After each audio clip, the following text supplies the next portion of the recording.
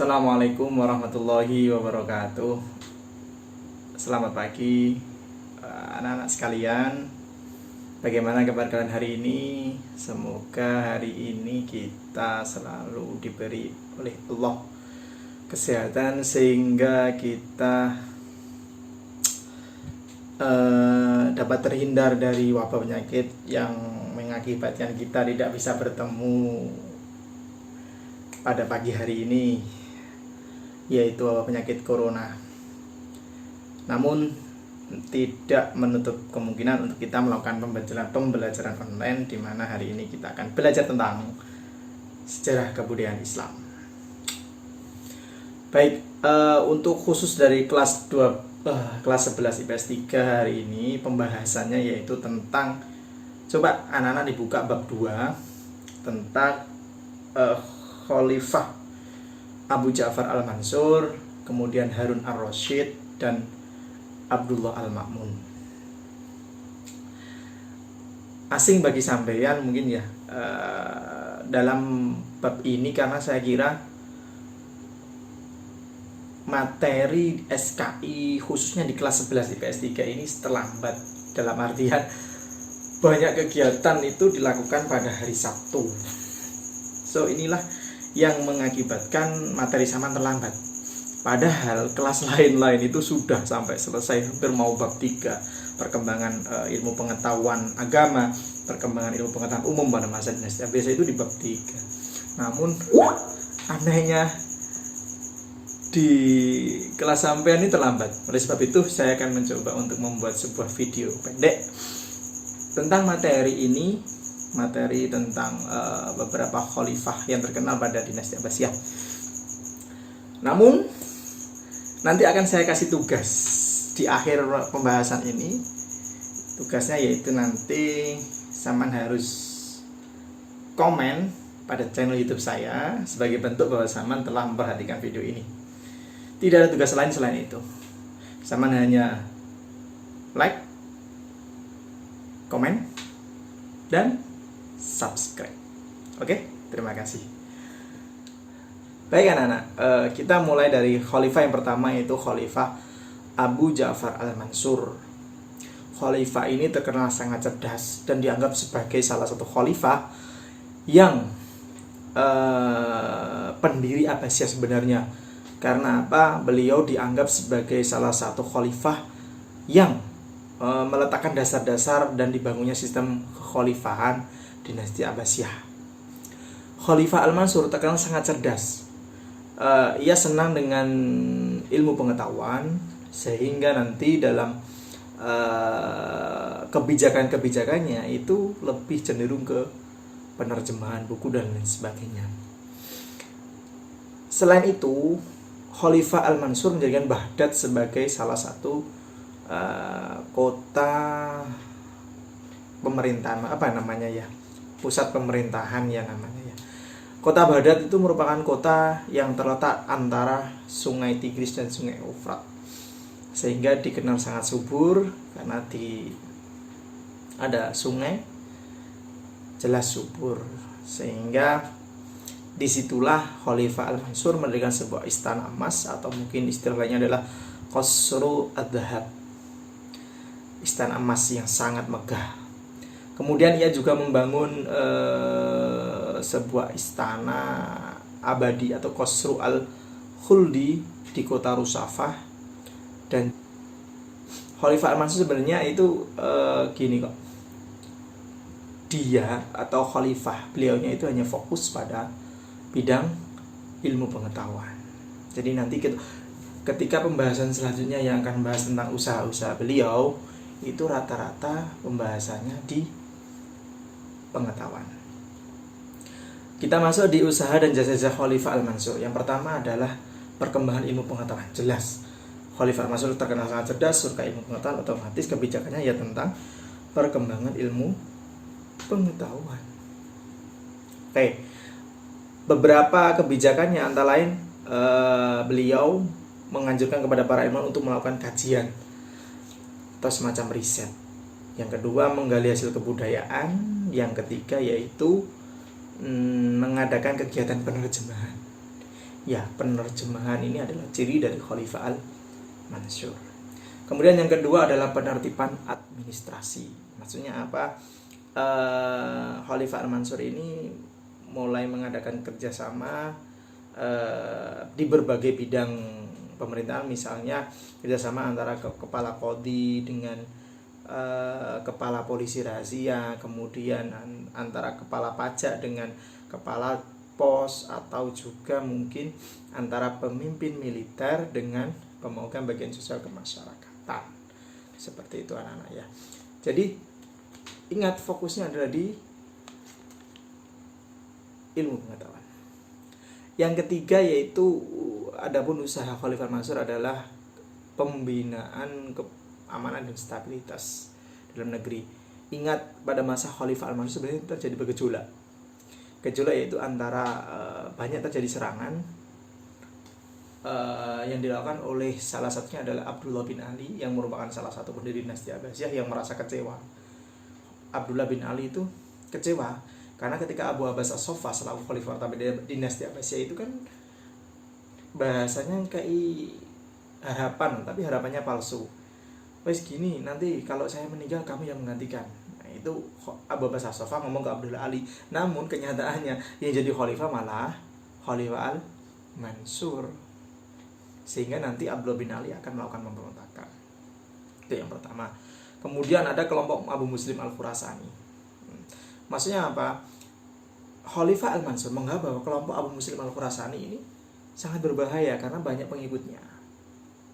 Rawaudiyah namanya. Nah, kelompok Rawaudiyah ini adalah kelompok yang pendukung fanatiknya Abu Muslim Al-Khurasani. Kita tahu sendiri bahwa Abu Muslim Al-Khurasani itu juga merupakan salah satu pendiri dinasti Abbasiyah. Yang ketiga adalah kelompok kaum Awaliyin. Nah, Alawiyin tahu kan? Alawiyin adalah kelompok ini termasuk keturunan Ali bin Abi Thalib. Maksudnya mereka mempunyai peran yang tidak kecil ketika membantu Bani Abbasiyah dalam upaya mendirikan dinastinya.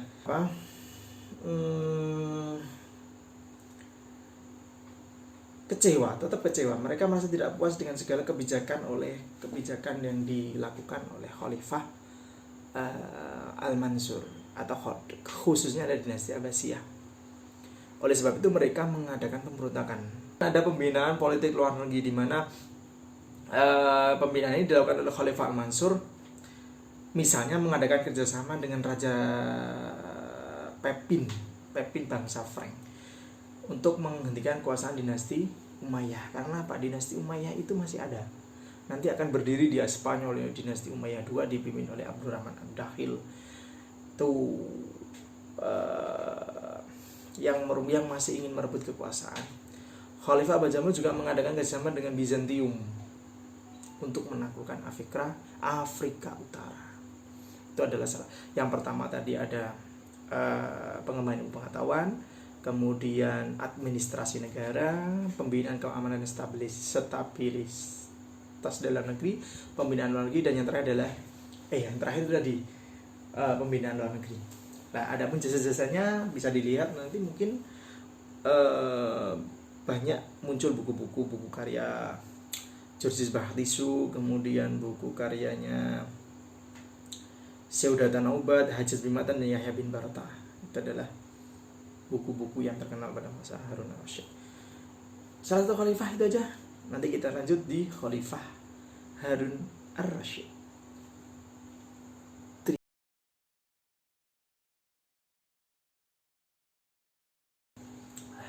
Baik, kita lanjutkan ke khalifah yang kedua. Yang khalifah kedua adalah Khalifah Harun al-Rasyid. Khalifah Harun al-Rasyid merupakan khalifah kelima dinasti Abbasiyah. Beliau merupakan salah satu anak dari Al-Mahdi. Ketika beliau menjabat sebagai khalifah, beliau masih berumur sekitar 23 tahun. Beliau sangat muda, 23 tahun sudah menjadi khalifah. Lah saya 29 belum jadi apa-apa. Lah awalnya gini, dalam sebuah cerita dijelaskan bahwa beliau pada tahun 163 Hijriah menjadi salah satu gubernur di Saifah. Kemudian 164 Hijriah beliau menguasai wilayah Anbar untuk memimpin wilayah di Afrika Utara. Ketika Khalifah Al-Mahdi masih hidup, beliau menganggap bahwa Khalifah Harun Rasyid memiliki prestasi-prestasi yang sangat luar biasa dalam proses kepemimpinannya. Dia ditunjuk jadi gubernur di Saifah. Itu adalah salah satu kecermelangan Khalifah Harun Rasyid. Kemudian Khalifah Harun Rasyid itu juga memiliki beberapa usaha yang dilakukan oleh beliau. Yang pertama, kita mulai dari mempertahankan wilayah kekuasaan dinasti Abbasiyah. Jadi karena kita tahu bahwa dinasti Abbasiyah itu sangat luas. Salah satu hal nanti yang menjadi faktor umumnya dinasti Abbasiyah itu adalah disintegrasi bangsa. Maksudnya apa? Tidak terjadinya connect antara wilayah yang paling luar dengan pusat pemerintahan. Bentuk usahanya. Yang kedua, pengembangan ilmu pengetahuan. Sebenarnya fokus dinasti Abbasiyah sebenarnya di pengetahuan semua.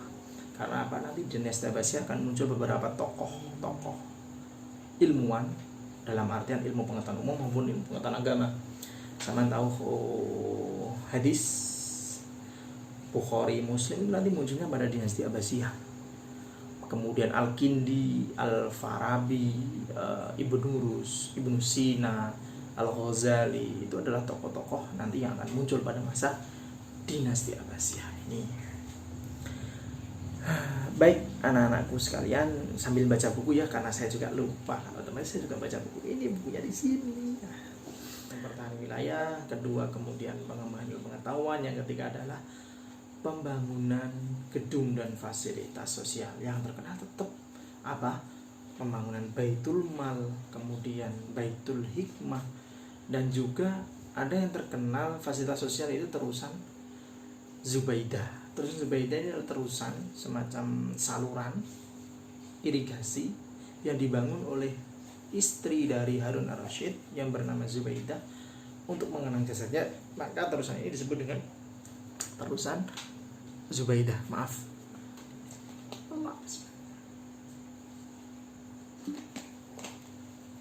Nah, itu adalah pembangunan bidang sosial. Adapun jasa-jasa Khalifah Harun Ar-Rasyid itu sangat banyak sekali. Yang pertama, pengembangan kebudayaan dan peradaban Islam. Ini jelas karena nanti kan dinasti Abbasiyah itu terkenal karena apa? Karena ilmu pengetahuannya. Kemudian pengembangan irigasi terutusan tadi, kemudian juga mendirikan perguruan tinggi, toleransi dalam beragama, mengelola Baitul Mal agar dimanfaatkan untuk keperluan hidup narapidana dan kepentingan sosial lainnya, mendorong para ilmuwan agar mencari manuskrip ilmu pengetahuan, kemudian juga menjamin gaji dan lain sebagainya. Ingat, perlu digarisbawahi bahwa Khalifah Abbasiyah yang terkenal adalah Khalifah Harun Ar-Rasyid.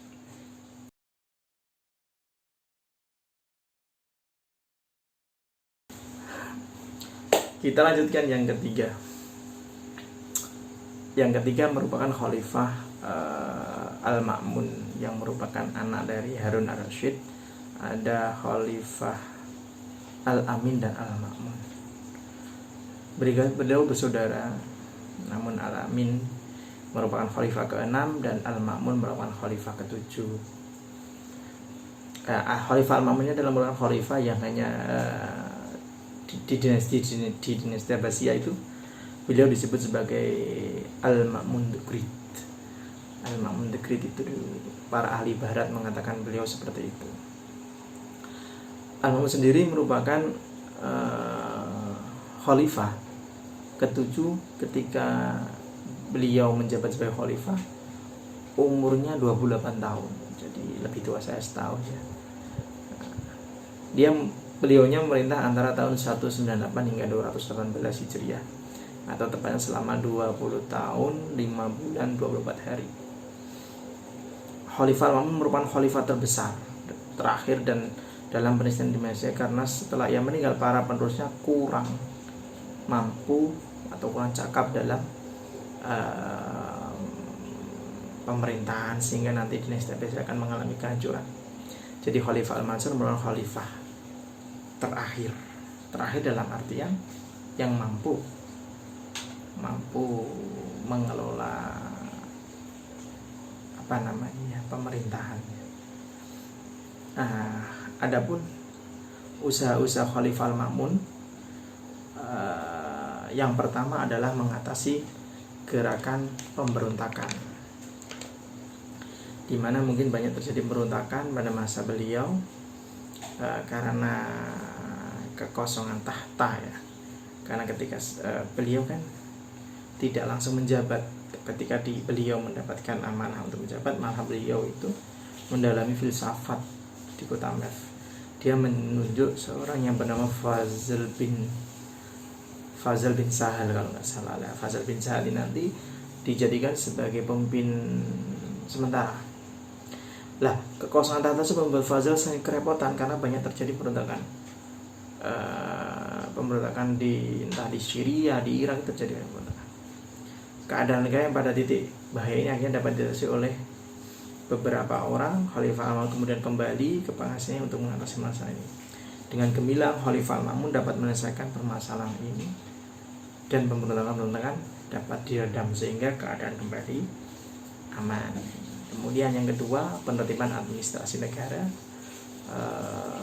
penataan ulang sistem pemerintahan, pembentukan badan intelijen, pembentukan badan negara, kemudian toleransi beragama, hingga pembentukan Baitul Man dan Majelis Munadharah. Apa sih Majelis Munadharah itu? Majelis Munadharah adalah majelis di mana tempat tersebut digunakan untuk melakukan diskusi dalam hal permasalahan-permasalahan agama. Itu adalah Majelis Munadharah.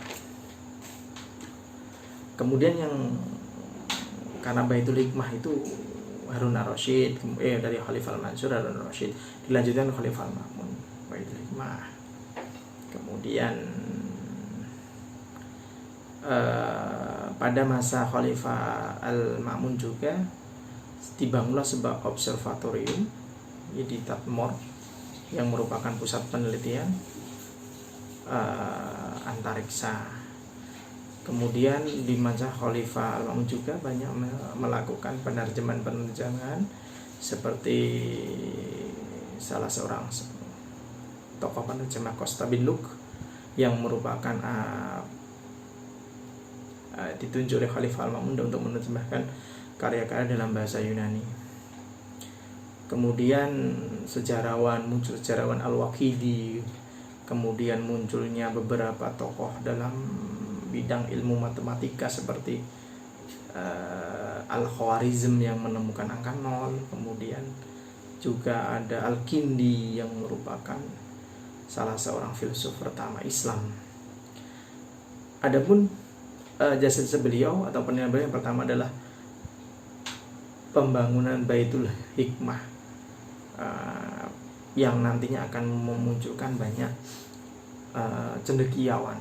Kemudian yang kedua adalah kebebasan berpikir, makanya nanti muncul beberapa tokoh-tokoh filsafat seperti Al-Kindi, Al-Farabi, Al-Ghazali, kemudian Ibnu Rushd itu juga salah satu tokoh-tokoh ilmu filsafat.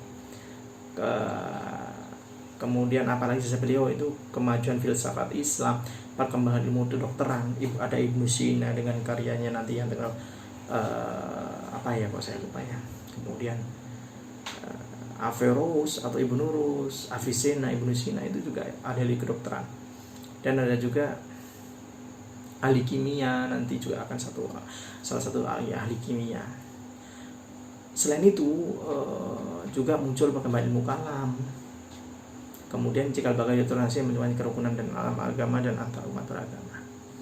Itu merupakan jasa dari Khalifah Al-Ma'mun. Lah, Khalifah Al-Ma'mun ini merupakan khalifah yang sangat luar biasa. Selain sebagai penguasa, seorang muslim termasyhur, dia juga seorang yang sangat peduli terhadap berbagai ilmu pengetahuan. Dengan kelebihannya itulah dinasti Abbasiyah nanti menjadi sorotan dunia dari berbagai ilmu pengetahuan.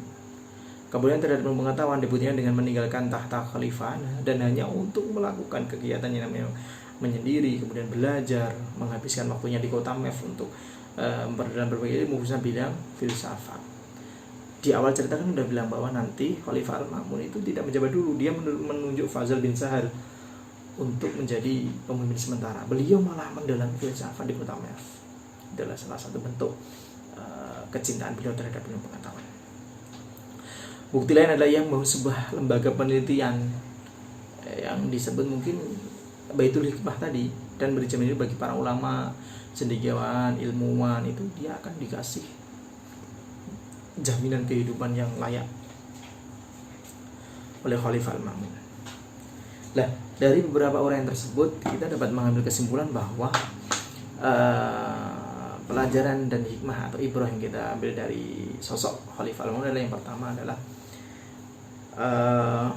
gini, dalam mempelajari ilmu pengetahuan, baik ilmu pengetahuan umum maupun ilmu pengetahuan agama, tanpa mengenal waktu, sedang dalam ayunan sampai liang kubur. Hanya dengan ilmu kita akan mendapatkan dunia sekaligus bahagia akhirat. Yang kedua, ketika kita belajar tentang bagaimana kecintaan terhadap ilmu, yang kedua adalah sumber dari segala ilmu datangnya dari siapa? Dari Allah. Maka kita tidak boleh melupakan yang maha pandai. Yang ketiga, orang berilmu itu tetap harus rendah hati, ojo sombong, karena ilmu pun juga pemberian Allah. Berarti ya diwe ini diwe lah kok disombong no, kan gak harus. Segala bentuk apapun yang kita kalau dikasih yang disombong itu lah pantas. Kemudian kenikmatan dan kemewahan dunia itu bersifat sementara, maka kita jangan terjebak. Jangan terjebak. Dunia ini yes nikmati yang ngono tok. Gak lian. Yang ketiga, selalu belajar dengan kesungguhan hati tanpa mengenal lelah.